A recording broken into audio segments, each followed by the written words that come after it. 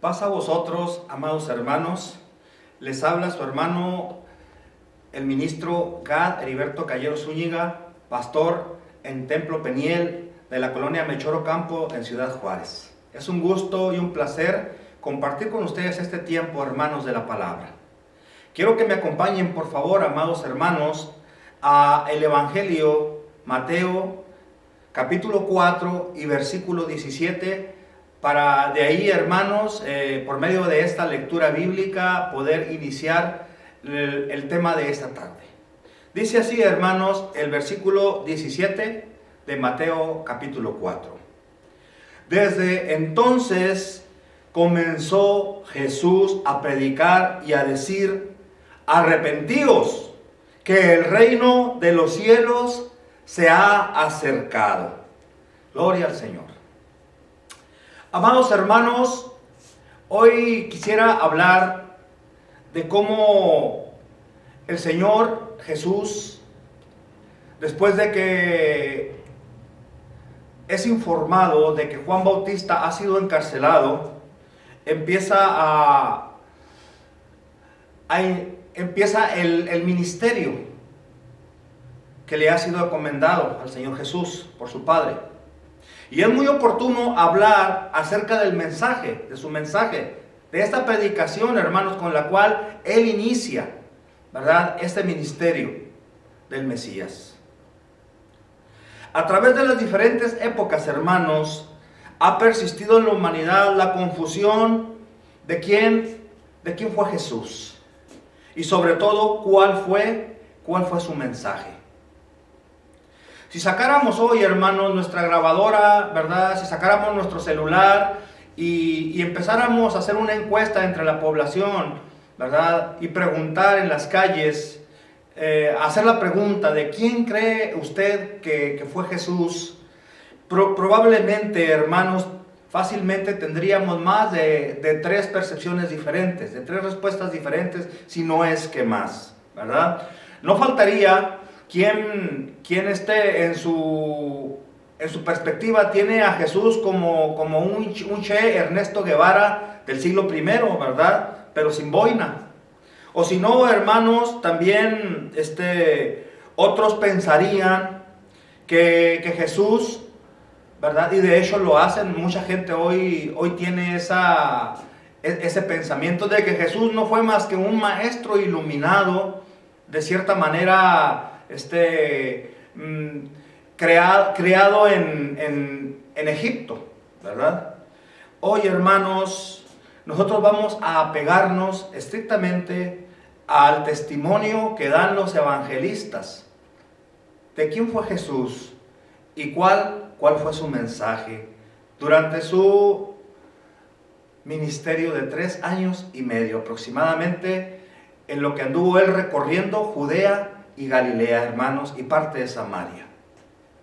Es bueno entender, amados hermanos, a Jesús desde el contexto histórico donde a él le tocó vivir, en esa parte, hermanos, de Judea y Galilea, ¿verdad? ¿Cuál fue el contexto geopolítico en el cual el Señor creció y vivió? Y no solamente él, sino esa generación de judíos de su tiempo, hermanos, ¿verdad?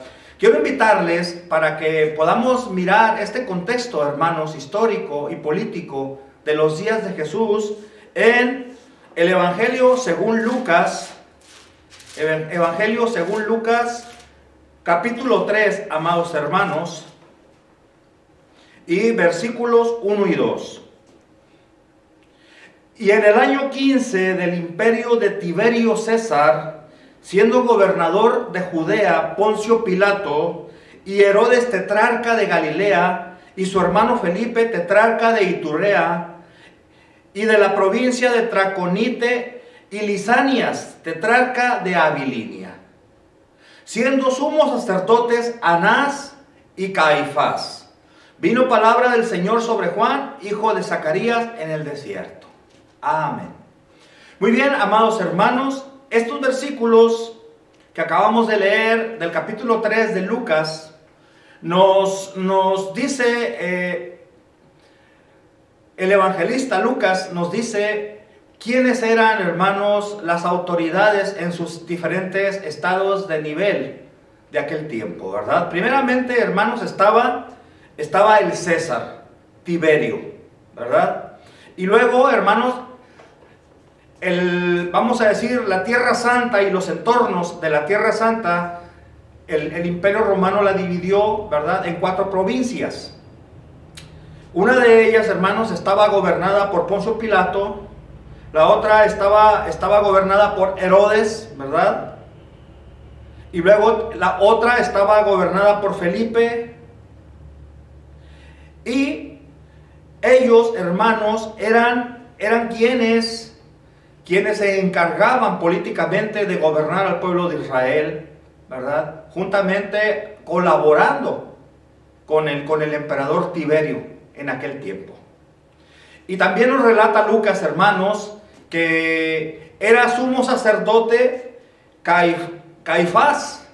Pero fíjense, ahí también se nombra otro personaje que es Anás, que era suegro del sumo sacerdote elegido. Y a los dos se les designa, hermanos, como el sumo sacerdote, ¿verdad?, del templo. Así que, amados hermanos, este era el contexto histórico, político, en la época de Jesús. Es importante, hermanos, entender cuál fue, hermanos, el carácter de estos personajes políticos de la época de Jesús.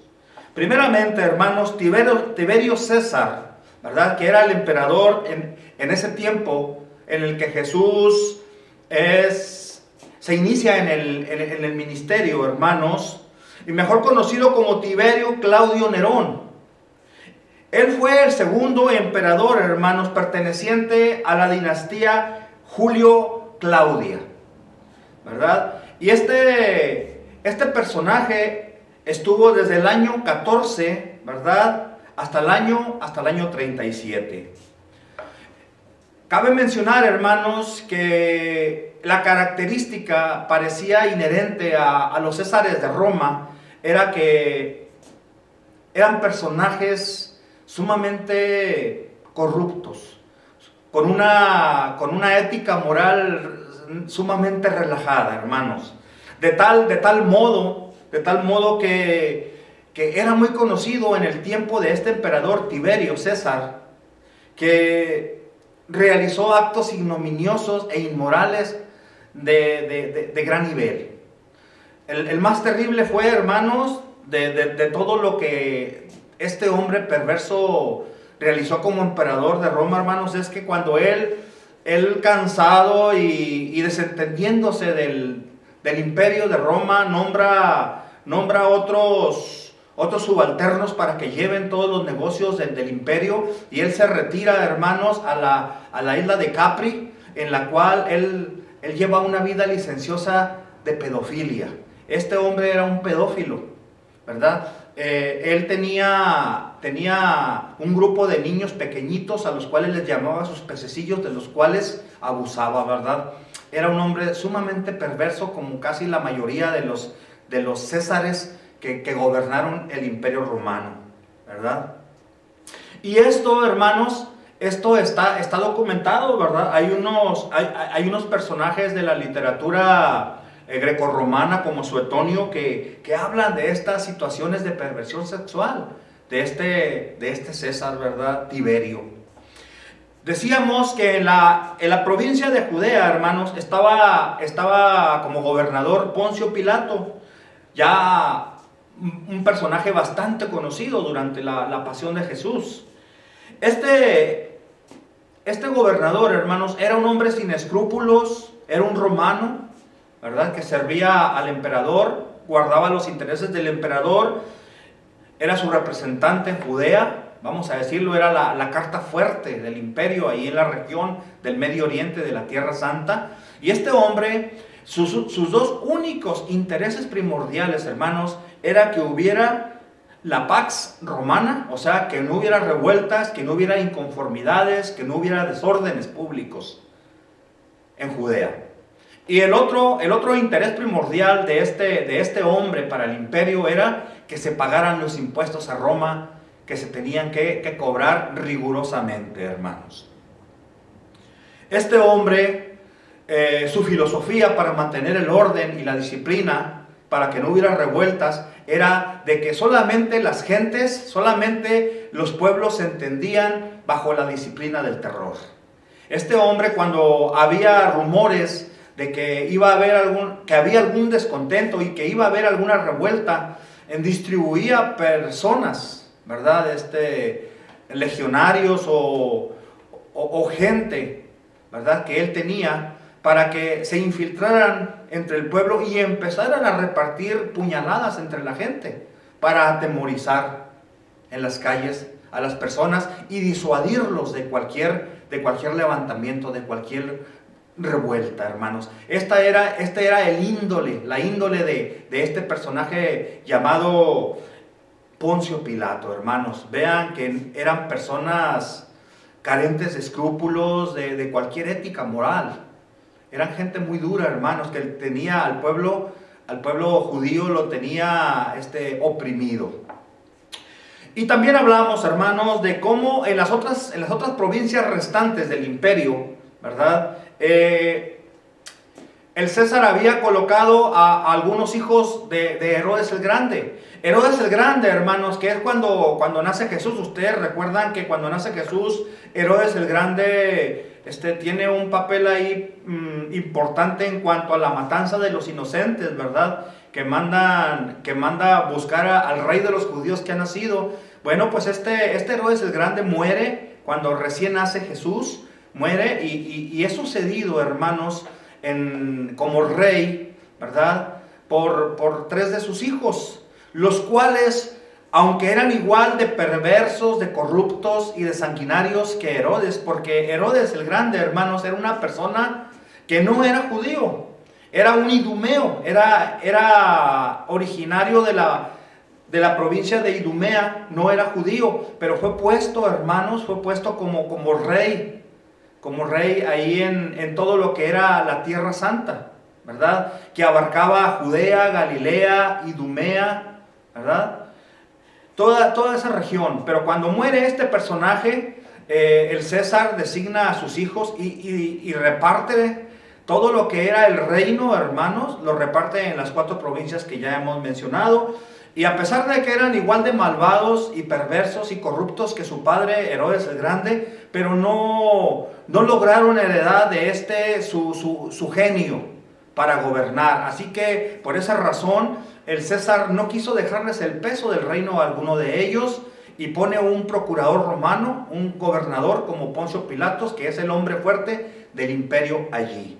Estos hombres, hermanos, eran perversos también, ¿verdad? Estos que gobernaban las diferentes provincias de Galilea, de Samaria, de Iturrea, ¿verdad?, de Abilinia.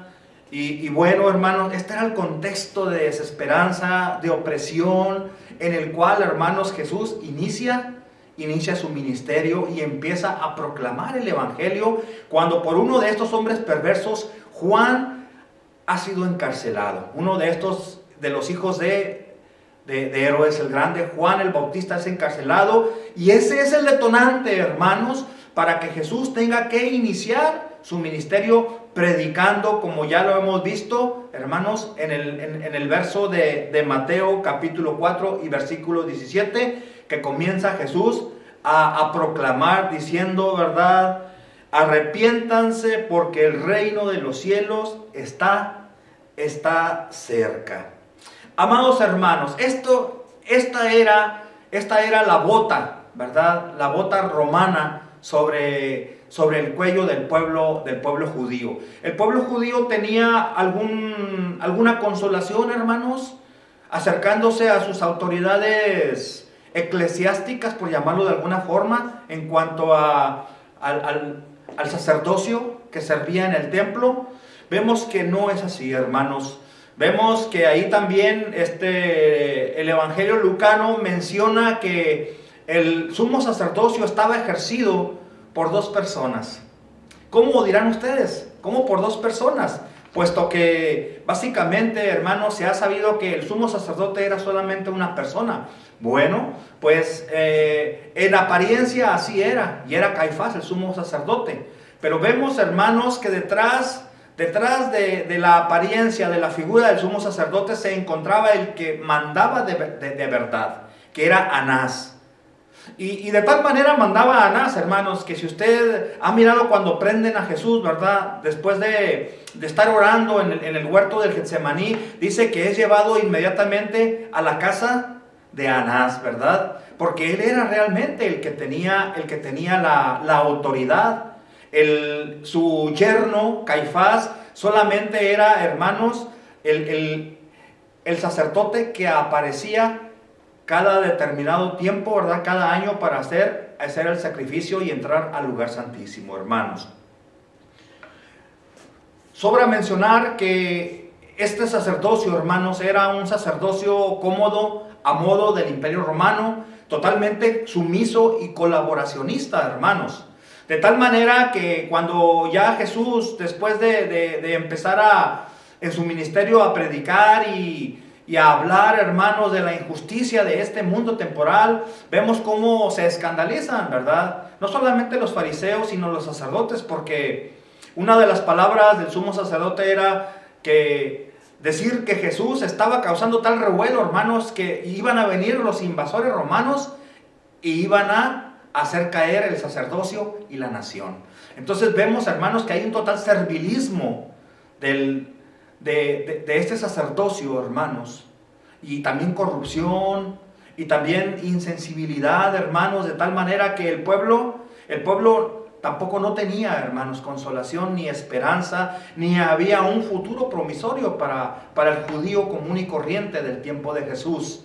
Estaban totalmente abandonados, hermanos, como ovejas que no tienen un pastor, hermanos.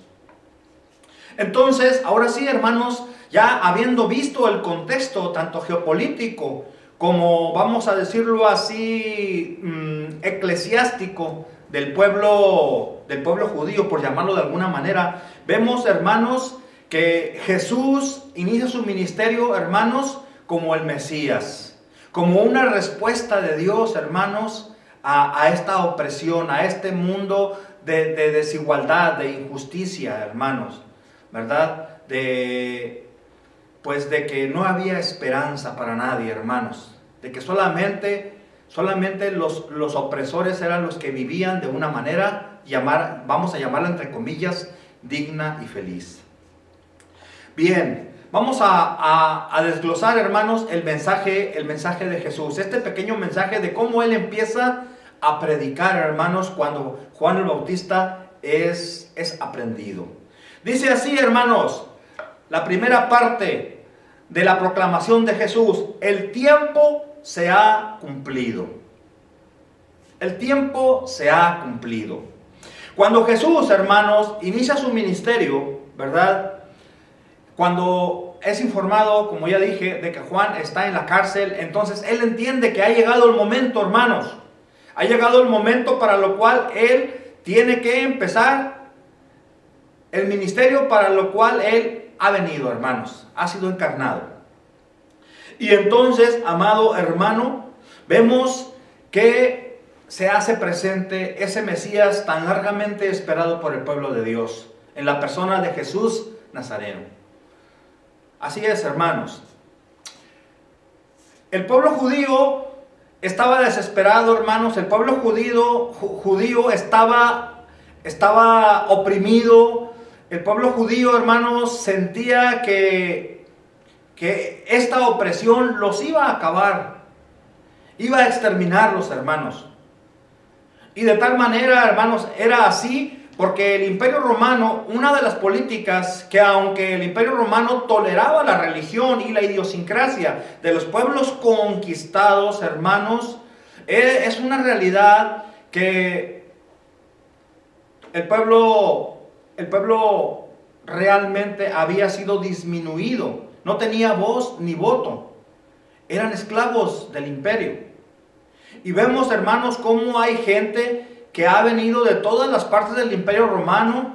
Y los romanos, esta era una estrategia, hermanos, diluir diluir la nacionalidad de los pueblos conquistados, diluir, hermanos, sus valores, de tal manera que pensaran y se hicieran romanos, o sea, entre comillas, ciudadanos del imperio, hermanos.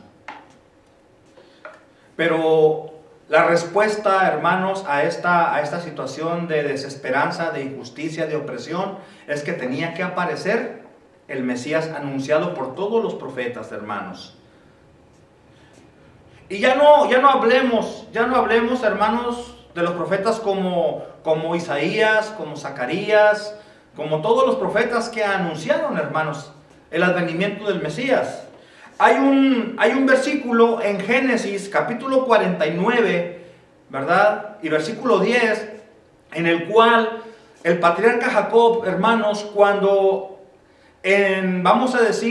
siente que ya no tarda su muerte, manda llamar a todos sus hijos, a todos los patriarcas, ¿verdad?, conocidos, para impartirles la bendición. Y cuando llega, hermanos, vamos a decirlo así, el momento de impartirle la bendición a Judá, hermanos, vean y analicen ahí la bendición que le da Jacob a Judá, a su hijo Judá. Le dice: el cetro no se apartará de Judá, ni de entre sus pies el bastón de mando, hasta que llegue el verdadero rey, quien merece la obediencia de todos los pueblos. Génesis 49:10, hermanos. Básicamente, estas palabras de esta bendición, hermanos, son palabras proféticas que hablarían, hermanos, de que tiene que llegar el momento en que el pueblo santo, hermanos, tiene que recibir al verdadero rey. Y vemos, amados hermanos, que en ese momento de la historia del pueblo de Dios, vemos que el rey que había tenido por mucho tiempo, hablando de Herodes el Grande, no era un rey ni mucho menos judío, ni mucho menos de la genealogía davídica, hermanos. Ustedes recuerden, hermanos, que Dios le prometió a David que su trono sería perpetuo.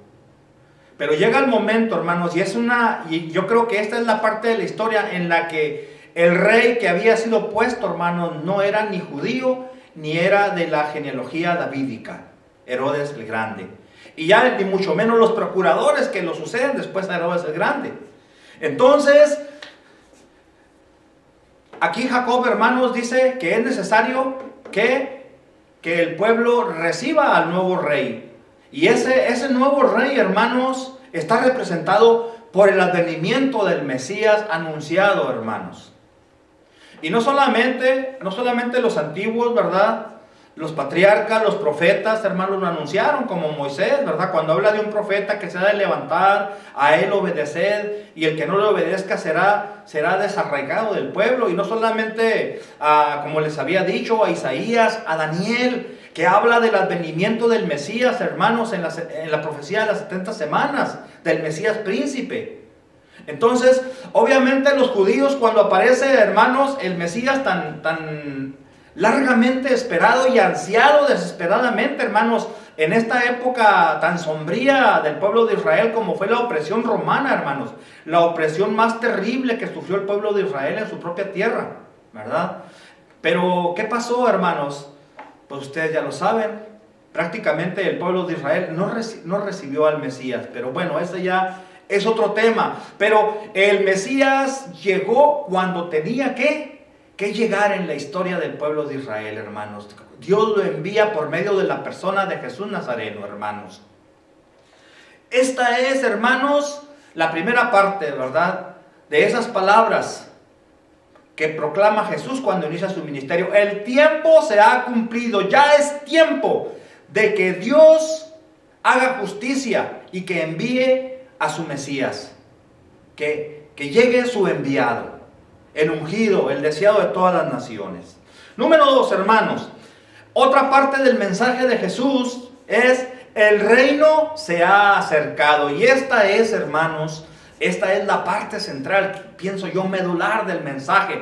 Aunque toda la parte del mensaje es importante porque Jesús inaugura una nueva época cuando dice el tiempo se ha cumplido. Pero hermanos, después viene lo medular del mensaje de Jesús en la proclama, hermanos, del Evangelio.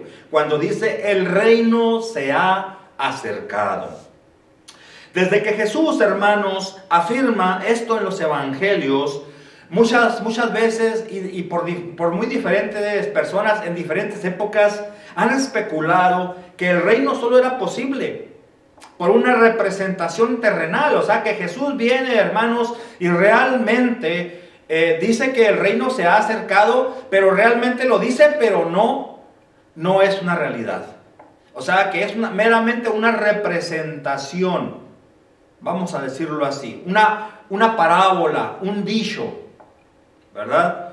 Porque dicen, hermanos, que realmente Jesús, cuando lo quisieron hacer rey, ustedes recuerdan varias partes de los evangelios donde dice que las gentes se entusiasmaban de tal manera que querían tomarlo y quisieron hacerlo rey, y dice que él se escurría, ¿verdad? E incluso él, hermanos, cuando está ante la presencia del procurador romano, él dice que mi reino no es de este mundo. Entonces, hay esta confusión o hay esta polémica, hermanos. Hay este dilema de que cómo dice Jesús que el reino ya está aquí, se ha acercado, si Jesús mismo no se deja hacer rey en esta realidad, en el plano terrenal, y también anuncia, dice que su reino no es de este mundo, ¿verdad? O como se ha dicho, que básicamente lo predican los testigos de Jehová, que realmente Jesús vino encubiertamente, estableció su reino, un reino netamente, vamos a decirlo así, espiritual, pero de una espiritualidad, hermanos, pues intangible, ¿verdad? Pero las palabras de Jesús, amados hermanos, deben ser bien analizadas, ¿verdad? Porque incluso hoy se dice que el reino realmente, lo único que se nos ha hecho es darnos como una pasadita. Jesús nada más nos dio la oportunidad de, como a Moisés, ¿verdad? Nos paró en un monte, en lo alto de un monte, y nos dejó mirar a lo lejos. Pero que realmente el reino es en un futuro, hermanos, indeterminado, que solamente podrá ser determinado por el Padre Celestial. Pero, amados hermanos, yo creo que deben analizarse las palabras de Jesús. Deben analizarse, hermanos, con base bíblica. No con elucubraciones, no con pensamientos filosóficos de lo que quiso decir Jesús, ¿verdad? El reino de Dios que predica el Señor Jesús, hermanos, es una nueva era, hermanos. Es un inicio, hermanos, ¿verdad? De una dimensión diferente para el ser humano. Es una buena noticia, hermanos, ese reino, ¿verdad? Que dice Jesús que se ha acercado. Y lo hace, hermanos, refiriéndose a su persona, haciendo constar y haciendo vigente las palabras de Isaías, amados hermanos. Cuando llama al que habría de venir, lo llama Emmanuel, que es Dios con nosotros. Entonces las palabras de Jesús, hermanos, hacen referencia a que el reino se ha acercado, hermanos, en el sentido de que el Dios omnipotente se ha hecho presente, ahora sí, en la vida de las personas, hermanos. Porque aparentemente estaba cercano cuando el pueblo iba, hermanos, al templo a llevar sus ofrendas, a llevar sus presentes, sus sacrificios, hermanos, a la oración, al ayuno. Pero vemos, hermanos, cómo toda la jerarquía, hermanos, sacerdotal, levítica, habían desterrado al pueblo, hermanos, llamándolo inmundo del templo. Y habían, hermanos, monopolizado la cercanía de Dios solamente en sus personas. Esa élite, hermanos, sacerdotal y levítica. Y el pueblo, como tal y como lo miraba Jesús, era un pueblo, hermano, ciego, cojo, sordo. y como ovejas que no tenían pastor, desvalidos, abandonados, hermanos. Entonces viene Jesús y acerca, hermanos, el reino de tal manera que Él, como Hijo de Dios y como una persona divina, como un Emanuel, hermanos, hace posible que Dios esté entre los que menos tienen y entre los oprimidos y entre los desvalidos y entre los enfermos y entre los que no tienen esperanza, hermanos. Esta es, hermanos, la visión del reino. Este es el acercamiento del reino por medio de Jesucristo. Porque Él, hermanos, con Dios es uno y Él es Dios. Y Él, al haber venido y al haberse hecho carne, hermanos, ha hecho posible que el reino entre nosotros esté, hermanos.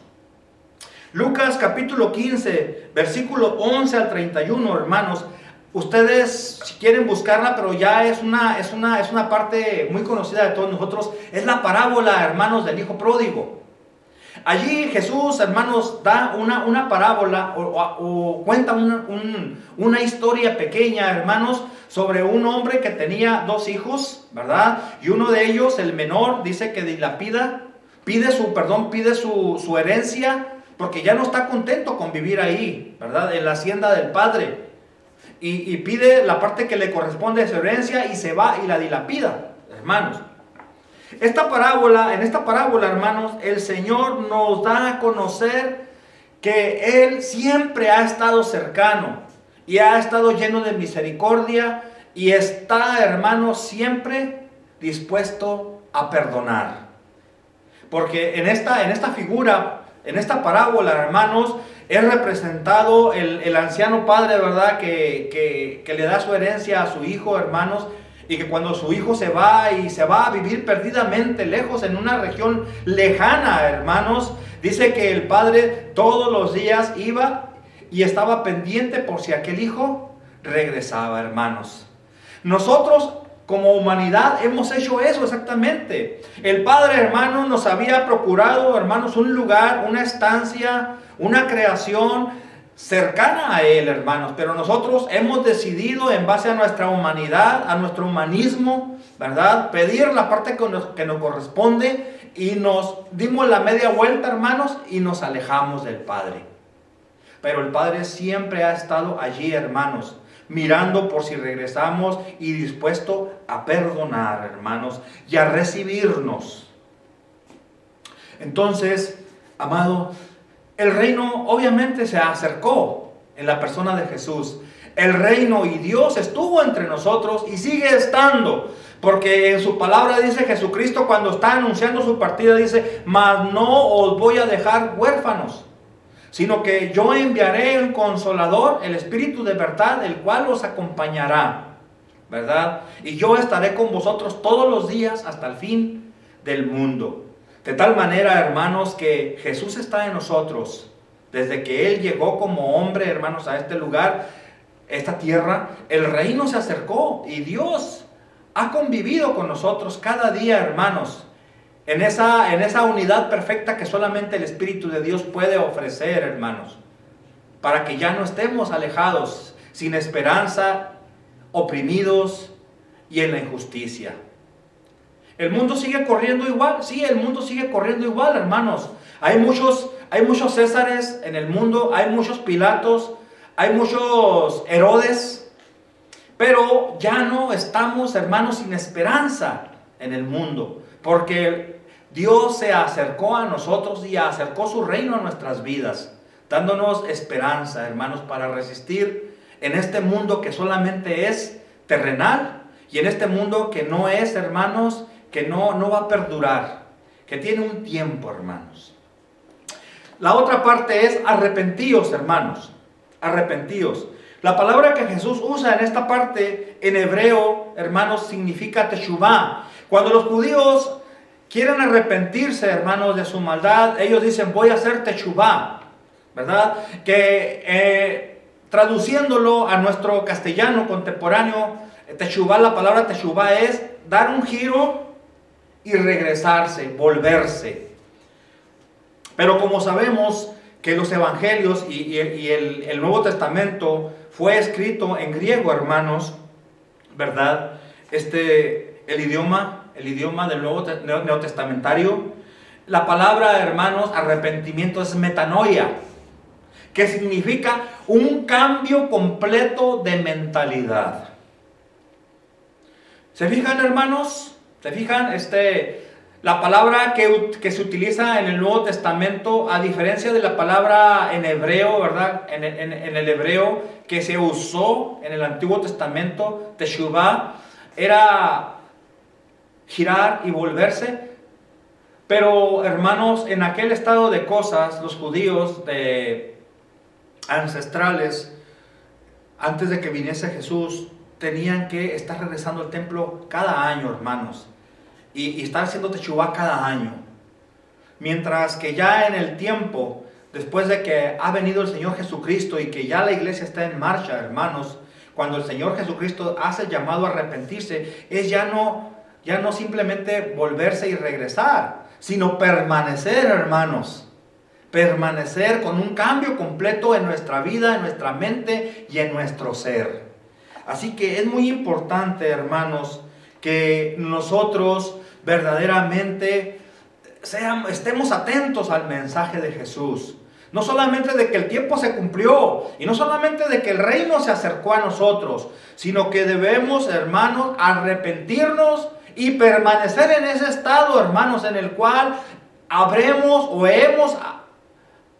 hemos cambiado de mentalidad y hemos cambiado de vida. Y Pablo lo menciona de una manera magistral, hermanos, cuando habla del viejo hombre y del nuevo hombre. Cuando nos arrepentimos, dejamos de ser aquel viejo hombre lleno de pecado, lleno, hermanos, de inconsistencias, ¿verdad? En el cual, hermanos, caíamos repetidamente en los mismos errores. Pero el Señor Jesucristo, al decir arrepiéntanse, habla de un cambio de vida, de limpiar la casa, de limpiar la vida, hermanos, de limpiar la conciencia, de limpiar, hermanos, nuestra mente. O sea, un cambio integral. Amados hermanos, hay otra parte en Lucas capítulo 18, versículos 9 al 14, ¿verdad? En los cuales, amados hermanos, hay una parábola que habla verdaderamente de esta forma de pensar de la persona, cuando verdaderamente quiere acercarse y quiere estar y agradar delante de Dios. Hay una parábola en Lucas 18, 9 al 14, como ya les dije, la parábola del fariseo y el publicano. Ustedes también ya la conocen, hermanos, ¿verdad? Esa parábola que el Señor narra, ¿verdad? La forma en la que se acercan dos personajes al templo. Dice que hay un personaje, el primero de ellos, que se acerca hasta mero adelante, hermanos, y con toda fastuosidad y se inclina, pero al hacer su oración le dice a Dios: Señor, qué bueno que no soy como la mayoría de los que están allá. Qué bueno que no soy mujer, qué bueno que no soy pecador, y qué bueno que no soy como ese inmundo publicano que está ahí atrás. Y también, hermanos, habla en esta parábola el Señor de cómo el publicano dice que no quiso ni siquiera, hermanos, pasar más allá del umbral del templo, de la sinagoga, hermanos, y dice que sin atreverse ni siquiera a levantar su cara, dice que se golpeaba en el pecho y decía: sé propicio a mi pecador. No tengo derecho a nada, ¿verdad? Soy un pecador, no valgo nada, pero ten misericordia. Eso es, hermanos, el pensamiento cuando él dice: sé propicio a mí. Dice: yo no puedo hacer nada, pero tú voltea a verme, Señor. Tú mírame y cambia mi vida. Ten misericordia de mí. Al final, hermanos, el Señor hace un balance y dice que el publicano realmente, cuando salió de aquel lugar y regresó a su casa, dice que regresó completamente justificado, hermanos. A diferencia del otro, que, hermanos, en su visión legalista y religiosa, hermanos, realmente no daba lugar, hermanos, a la misericordia y bondad del Padre. Dice una parte de la Escritura, hermanos, que todos nos desviamos, todos nos corrompimos, y que debajo del cielo no hay ni siquiera uno bueno, hermanos. Y yo creo, hermanos, que Jesús hace en su mensaje este llamado, ¿verdad?, de arrepentirse y de creer, hermanos, en las buenas nuevas. Las buenas nuevas, el Evangelio. Esa es la proclama del Señor Jesucristo. El tiempo ha llegado. Arrepentíos y creed a las buenas nuevas, hermanos.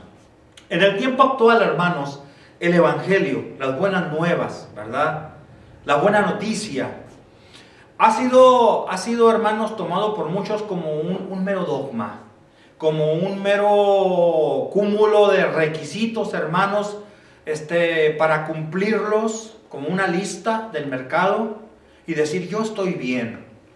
Eso le sucedió, hermanos, al fariseo. Eso le sucedió al religioso de los tiempos de Jesús. Por eso oraba de aquella manera cuando estaba junto al publicano en la parábola de Jesús.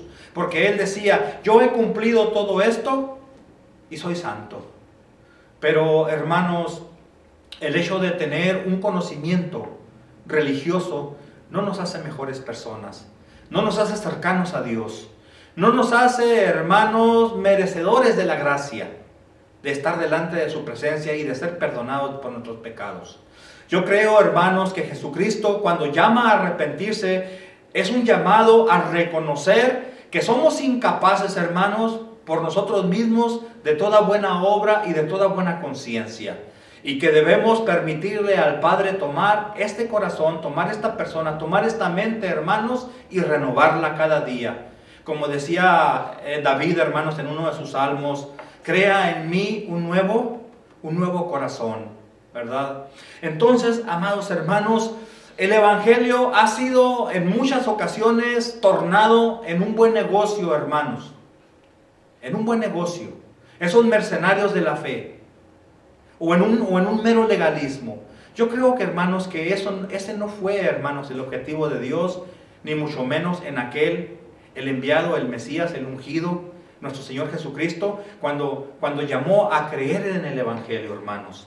El Evangelio, hermanos, es un acto de amor de parte de Dios en el cual nos dice que a pesar de que no merecíamos nada, hermanos, Él, como el Padre, hermanos, del Hijo pródigo, Él ha estado siempre esperándonos a que regresemos, hermanos. Y nosotros, a la verdad, cuando hemos creído en el Evangelio, regresamos como aquel hijo pródigo. ¿Cómo regresó el hijo pródigo, hermanos? Regresó todo sucio, desmoralizado, hermanos, con sus vestidos hechos una inmundicia, hermanos, y derrotado por el mundo, hermanos. Viviendo entre los cerdos, viviendo entre la inmundicia del mundo, hermanos. El creer, hermanos, en que ese reino se ha acercado, en que Dios se ha acercado y se ha hecho presente en nuestras vidas. Y creer y aceptar la buena noticia, hermanos, es aceptar el regalo de Dios, la gracia de Dios. Y la única manera de aceptarlo y creer en Él, hermanos, es vivirlo.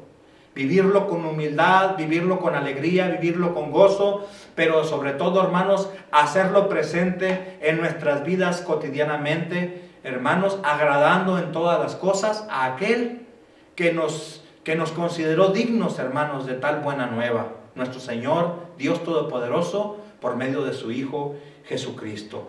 La buena noticia, hermanos, es para los que reconocen sus carencias espirituales y miran a la cruz, hermanos, de Jesús como el único camino para la justificación y el acercamiento con el Padre, hermanos.